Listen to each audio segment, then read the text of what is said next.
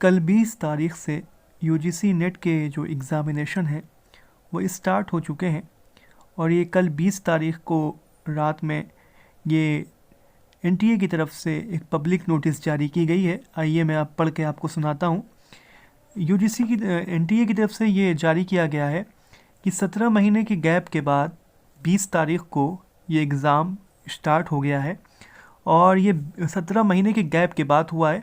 इस बार इन्होंने बताया है कि 12.67 लाख यानी 12.5 लाख से ज़्यादा लोगों ने रजिस्टर्ड किया है और टोटल जो है ये कंप्यूटर बेस्ड एग्ज़ाम होता है और इंडिया में इसके 213 शहरों में 469 सेंटर्स जो हैं बनाए गए हैं। 213 सिटीज़ में 469 सेंटर्स जो हैं बनाए गए हैं पूरे मुल्क में। बताया गया कि 20 तारीख को यानी कि कल की बात हो रही है कि एग्ज़ामिनेशन जो है 177 शहरों में 338 जो कि सेंटर्स पे जो है कामयाबी के साथ कंडक्ट कराया गया है और 2 शिफ्ट में हुआ है।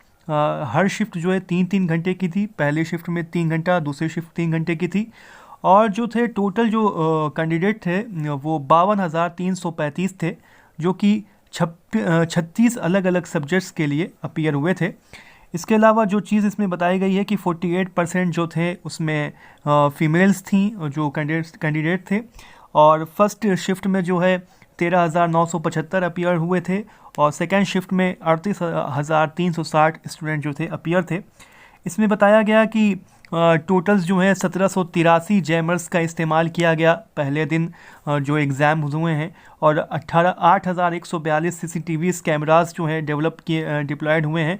पूरे नेशनल जितने भी सेंटर्स हैं उन तमाम जगह पर सीसीटीवी कैमरे लगे हुए हैं, जैमर्स भी लगे हुए हैं और ये तमाम जो है इन जो कि इन लोगों का एग्ज़ाम थे फर्स्ट शिफ्ट या सेकेंड शिफ्ट में अडल्ट एजुकेशन, कंटिन्यूइंग एजुकेशन और वगैरह वगैरह, जैसा कि आप देख सकते हैं।